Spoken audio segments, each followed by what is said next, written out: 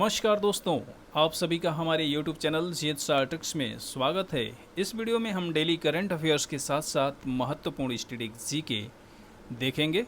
तो आइए आज की करंट सुर्खियों पर एक नज़र डालते हैं।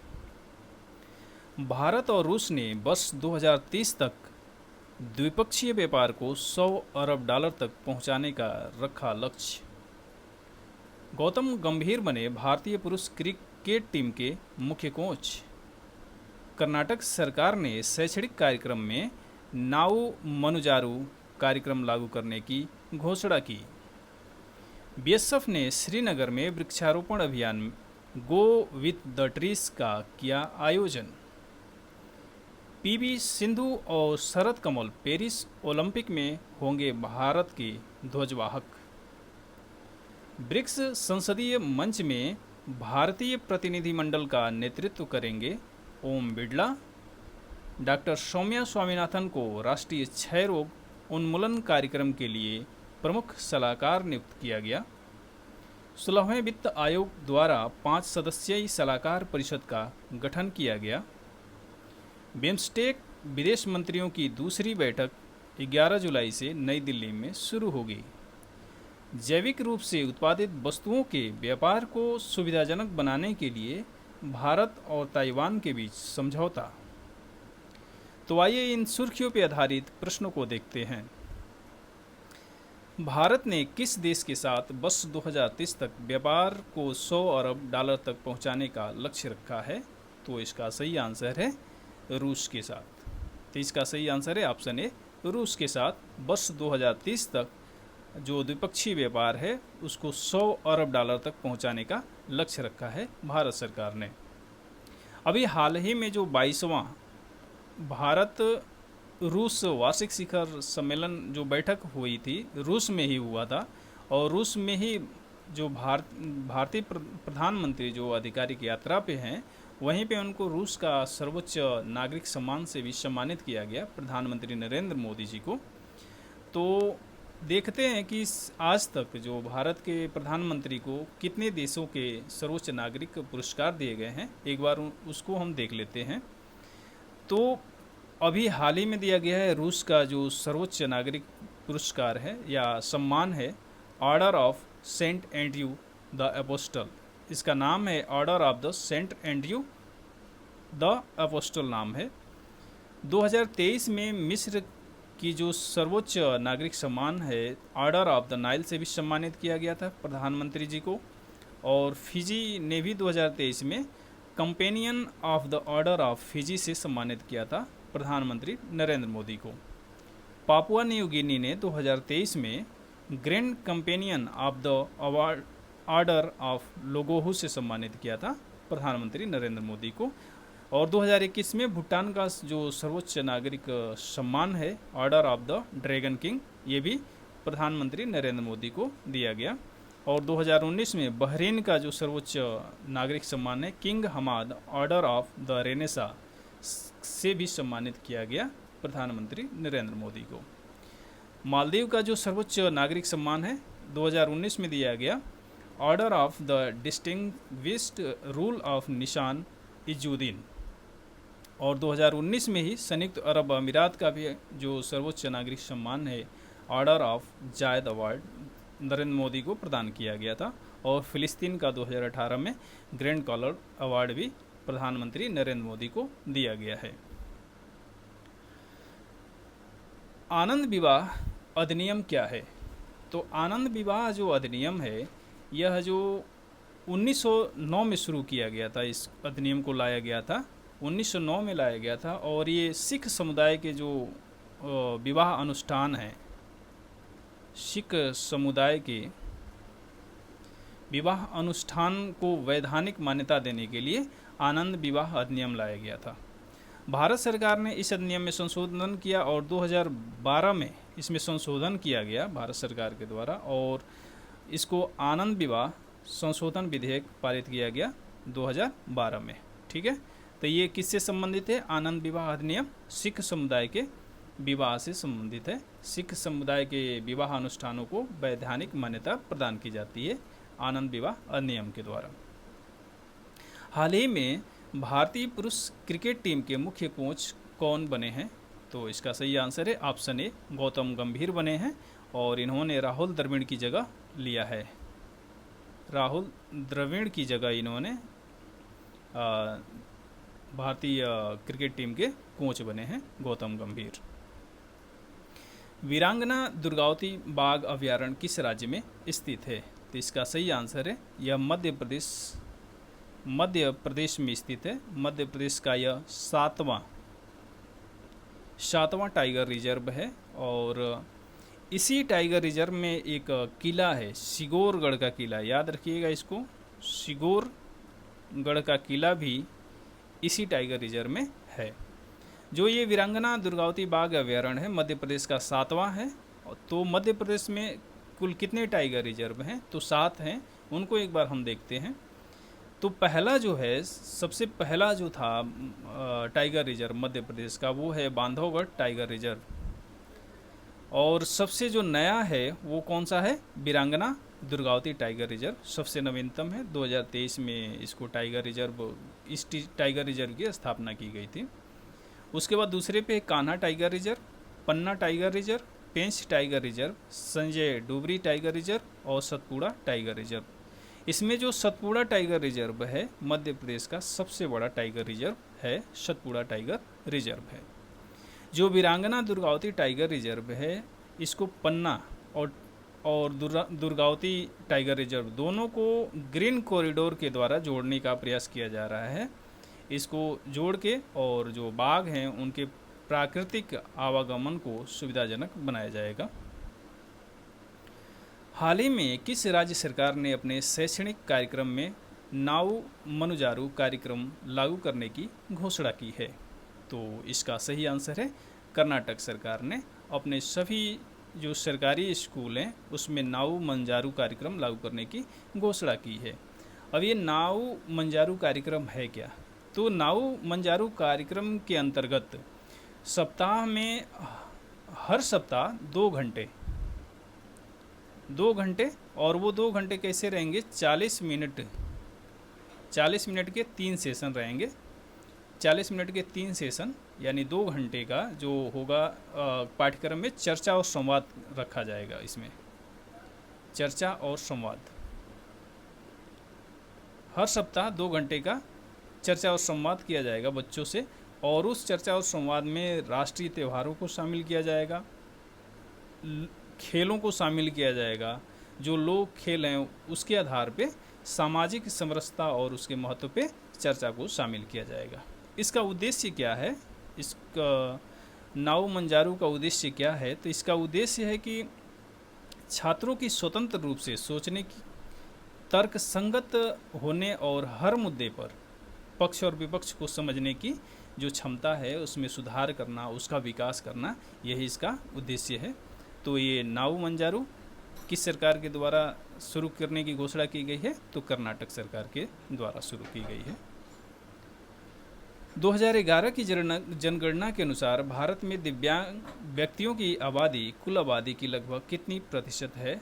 तो इसका सही आंसर है कुल आबादी की लगभग 2.21% दिव्यांगजनों की आबादी है, जिसमें से 56% मेल हैं, पुरुष हैं और लगभग वही 44% जो हैं फीमेल दिव्यांग हैं।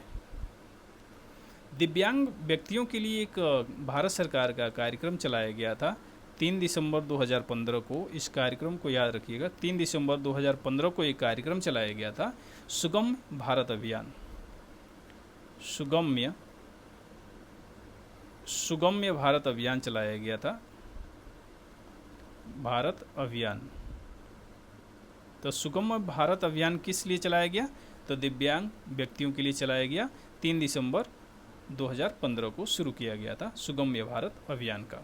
ठीक है। स्माइल योजना क्या है? स्माइल योजना, इसकी शुरुआत हुई थी फरवरी में हुई थी। फरवरी 2022 में इस योजना को शुरू किया गया था और यह जो भिक्षावृत्ति में शामिल व्यक्ति हैं उनके पुनर्वास के लिए इस योजना को शुरू किया गया था। तो याद रखिएगा, भिक्षावृत्ति में शामिल व्यक्तियों के पुनर्वास के लिए, उनके जीवन में सुधार के लिए इस कार्यक्रम को चलाया गया, स्माइल योजना को। और स्माइल योजना की शुरुआत कब हुई? फरवरी 2022 में इसकी शुरुआत हुई थी। स्माइल का फुल फॉर्म भी याद रखिएगा, इसका फुल फॉर्म है support for marginalised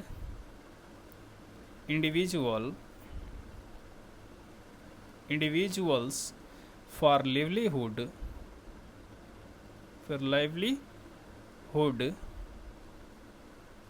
and enterprise इसका फुल फॉर्म है। तो ये फुल फॉर्म भी याद रखिएगा। स्माइल योजना किसके लिए? भिक्षावृत्ति के लिए है। भिक्षावृत्ति से संबंधित जो भी व्यक्ति हैं उनके पुनर्वास के लिए है। और जो सुगम्य भारत अभियान है किसके लिए है? तो दिव्यांग व्यक्तियों के लिए चलाया गया है। हाल ही में श्रीनगर में वृक्षारोपण अभियान ग्रो विथ ट्रीज किसके द्वारा शुरू किया गया है? तो इसका सही आंसर है बीएसएफ के द्वारा शुरू किया गया है। बीएसएफ जो है विश्व की सबसे बड़ा सीमा सुरक्षा बल है, इसको याद रखिएगा। बीएसएफ जो है विश्व का सबसे बड़ा सीमा सुरक्षा बल है। इसकी स्थापना जो हुई थी 1 दिसंबर 1965 को हुई थी, ये भी ध्यान में रखिएगा। 1 दिसंबर 1965 को हुई थी और यह विश्व का सबसे बड़ा सीमा सुरक्षा बल है। और अभी श्रीनगर में इसने वृक्षारोपण का कौन सा कार्यक्रम शुरू किया है? तो ग्रो विथ ट्रीज कार्यक्रम शुरू किया है। विश्व जनसंख्या दिवस हर साल कब मनाया जाता है? तो विश्व जनसंख्या दिवस हर साल 11 जुलाई को मनाया जाता है। 11 जुलाई को मनाया जाता है। अभी जो मनाया गया है मतलब आज ही है 11 जुलाई। तो उसकी थीम भी याद रखिएगा। थीम है इस बार की किसी को पीछे न छोड़ें, किसी को पीछे न छोड़ें, सबकी गिनती करें, सबकी गिनती करें, इसकी थीम है। तो विश्व जनसंख्या दिवस हर साल कब मनाया जाता है? 11 जुलाई को मनाया जाता है।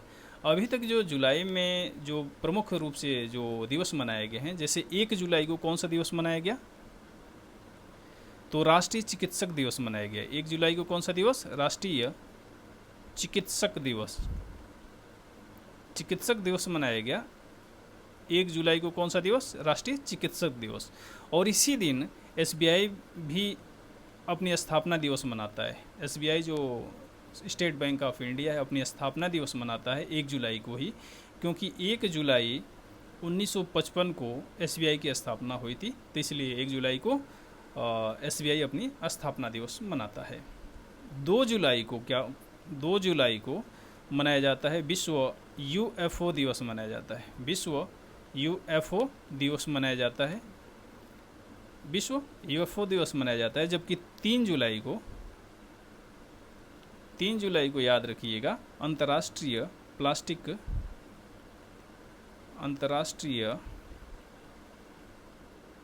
प्लास्टिक बैग मुक्त दिवस मनाया जाता है।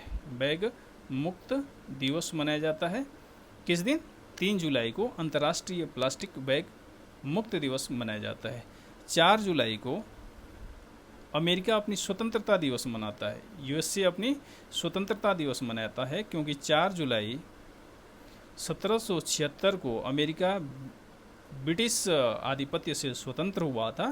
तो इसलिए 4 जुलाई को हर साल अमेरिका अपनी स्वतंत्रता दिवस मनाता है। अभी इस बार जो उसकी स्वतंत्रता दिवस थी 247वीं स्वतंत्रता दिवस अपनी मनाया अमेरिका ने। और 6 जुलाई को भी याद रखिएगा विश्व जूनोसिस दिवस मनाया जाता है।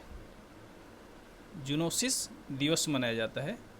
ये जो जूनोसिस रोग होता है वो जानवरों से मनुष्यों में फैलता है।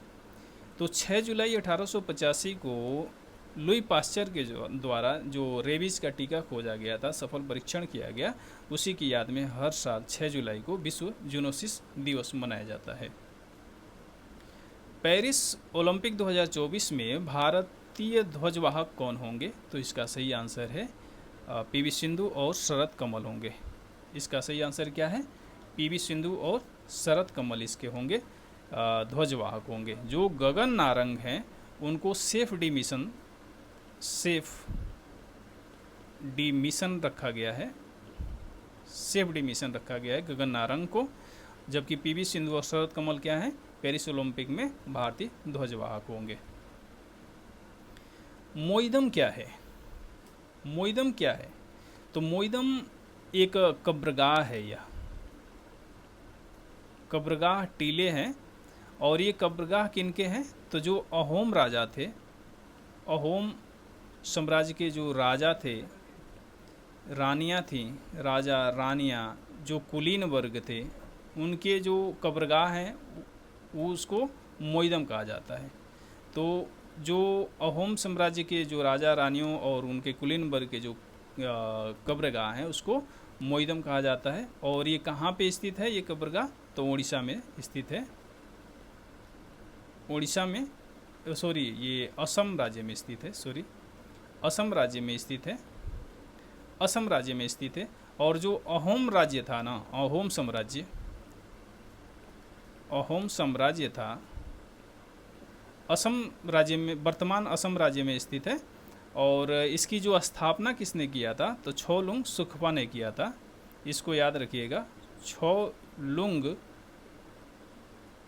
सुखफा के द्वारा अहोम साम्राज्य की स्थापना की गई थी। और जो अहोम साम्राज्य की राजधानी थी, राजधानी को भी याद रखिएगा, चराई देव इसकी राजधानी थी। चराई देव अहोम साम्राज्य की राजधानी थी। अभी हाल ही में जो मोइदम है उसको विश्व धरोहर सूची में शामिल करने की सिफारिश की गई है। तो याद रख सकते हैं मोइदम क्या है? कब्रगाह है। अहोम राजा रानियों कुलीन वर्गों के कब्रगाह हैं। और ये किस राज्य में स्थित है? तो ये असम राज्य में स्थित है। और अहोम साम्राज्य की स्थापना छोलुंग सुखफा के द्वारा की गई थी। और अहोम साम्राज्य की राजधानी चराई देव है। जो मोइदम है देख लीजिए, ये है मोइदम। ये कब्रगाह है राजाओं के, रानियों के, और उसके जो संभ्रांत वर्ग था उनके कब्रगाह को मोइदम कहा जाता है। ब्रिक्स संसदीय मंच में भारतीय प्रतिनिधि मंडल का नेतृत्व कौन करेंगे? तो इसका सही आंसर है ओम बिड़ला करेंगे।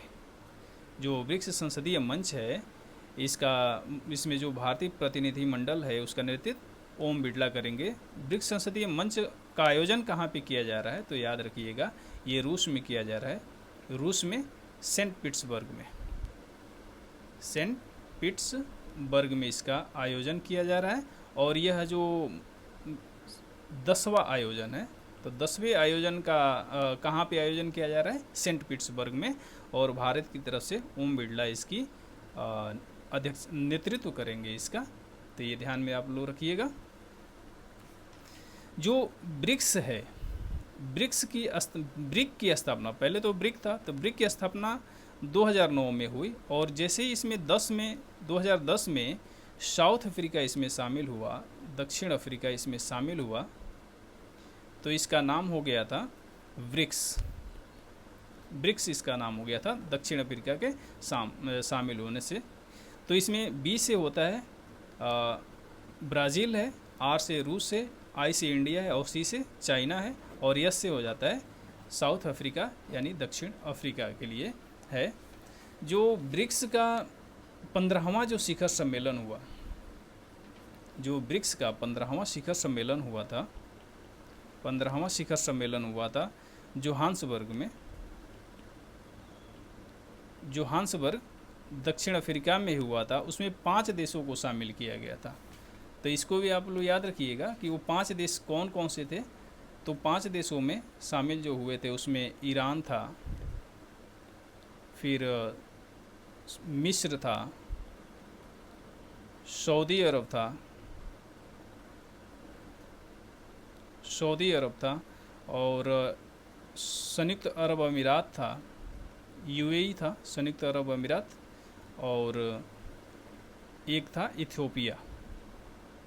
इथियोपिया भी इसमें शामिल था। अर्जेंटीना ने इसमें शामिल होने से मना कर दिया था। तो इसको ध्यान में रखिएगा कि 15वां शिखर सम्मेलन जोहान्सबर्ग में हुआ था। 16वां कहाँ पे होगा, तो 16वां को भी याद रखिएगा, ये रूस में होगा। और जो 17वां शिखर सम्मेलन होगा वो ब्राज़ील में होगा, ब्राज़ील में होगा।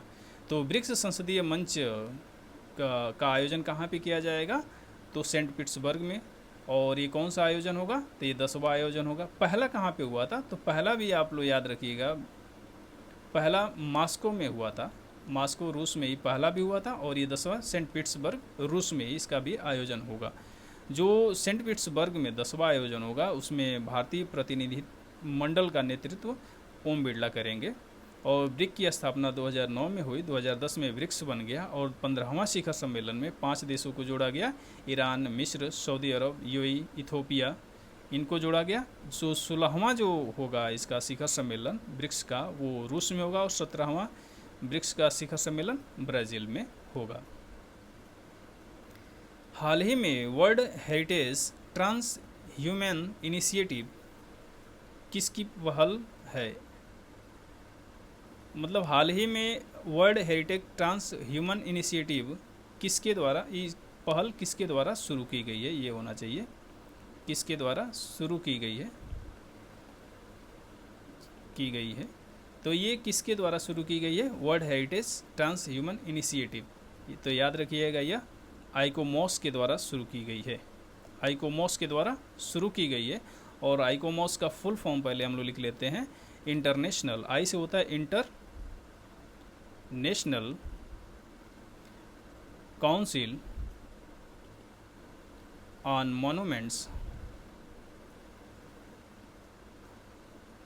मॉन्यूमेंट्स एंड साइट्स,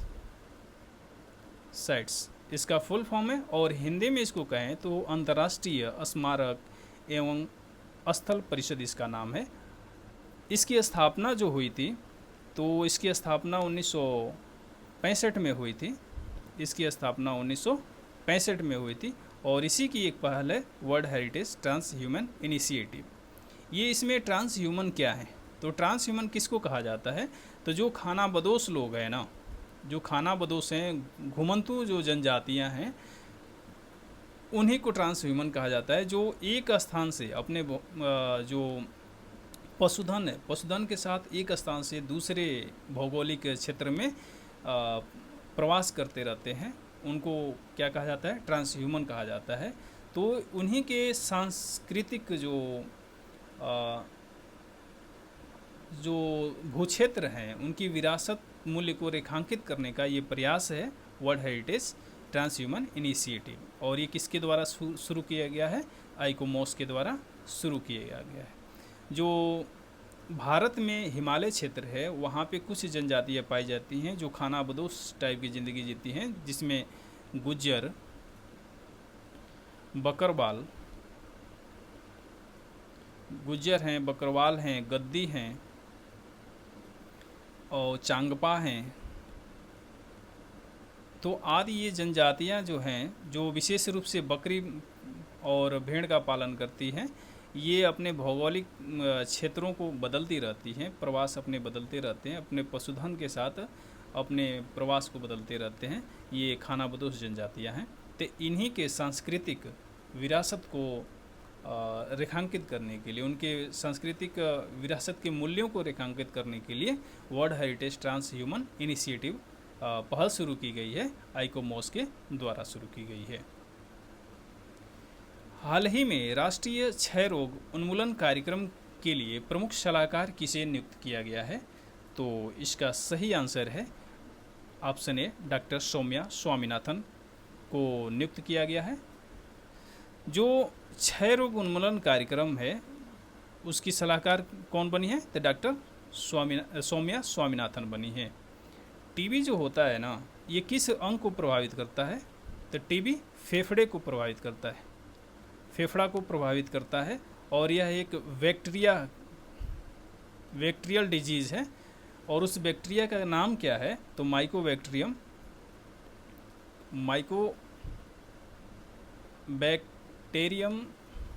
ट्यूबरकुलोसिस इसका नाम है,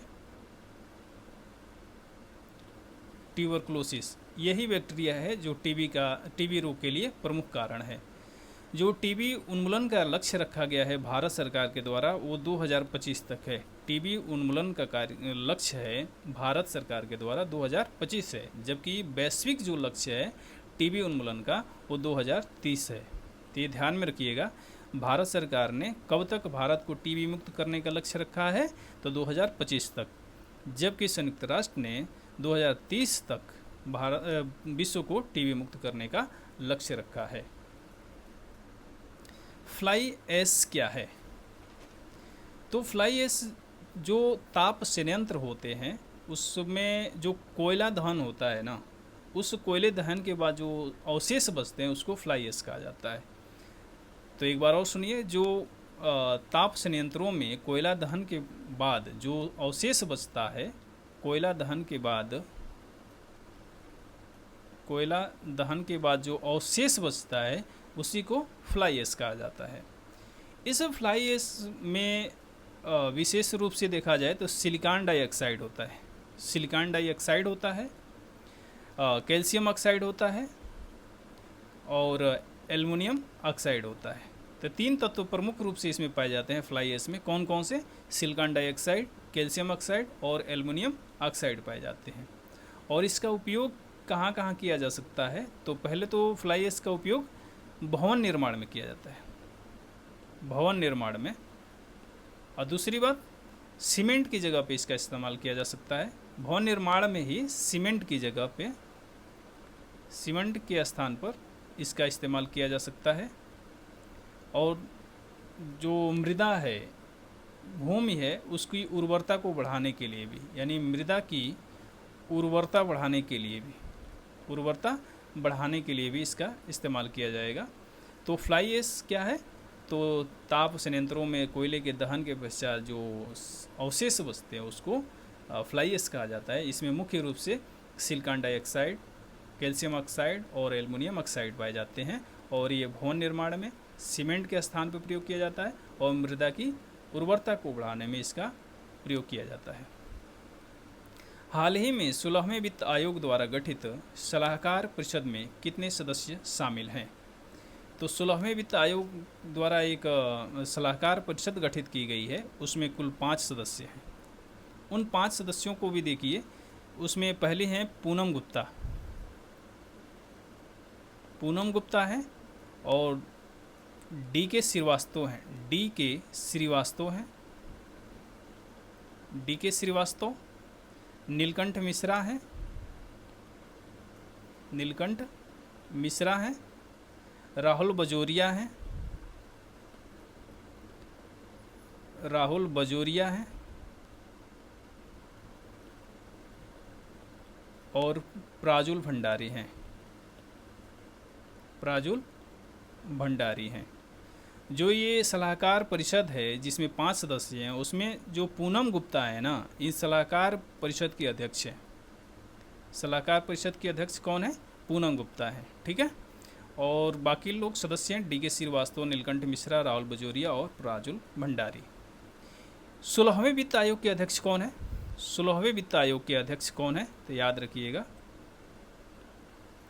अरविंद पनगड़िया हैं,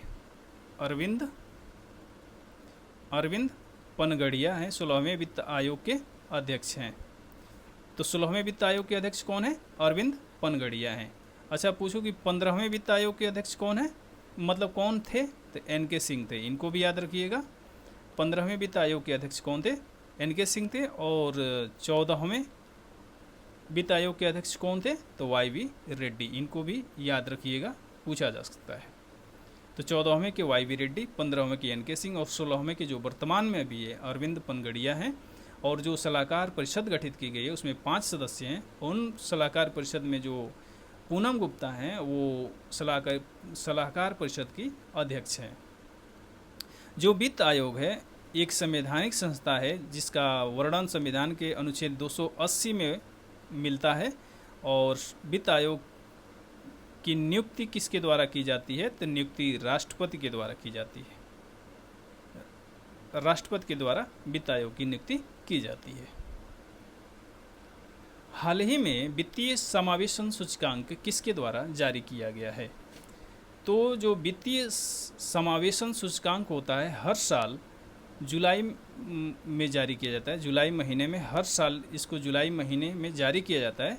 भारतीय रिजर्व बैंक के द्वारा जारी किया जाता है, आरबीआई के द्वारा जारी किया जाता है, रिजर्व बैंक ऑफ इंडिया के द्वारा जारी किया जाता है। हर साल जुलाई के महीने में इसको जारी किया जाता है, भारतीय रिजर्व बैंक के द्वारा जारी किया जाता है। इसमें बैंकिंग, निवेश, बीमा, डाक और पेंशन क्षेत्र के विवरण को शामिल किया जाता है। बिम्स्टेक विदेश मंत्रियों की दूसरी बैठक का आयोजन कहाँ किया गया है? तो इसका सही आंसर है नई दिल्ली में किया गया है। तो बिम्स्टेक के जो विदेश मंत्रियों की दूसरी बैठक का आयोजन कहाँ पे किया गया है? तो इसका सही आंसर है नई दिल्ली में किया गया है। बिम्स्टेक का फुल फॉर्म याद रखिएगा। इसका फुल फॉर्म क्या है? तो इसका फुल फॉर्म है बे ऑफ बंगाल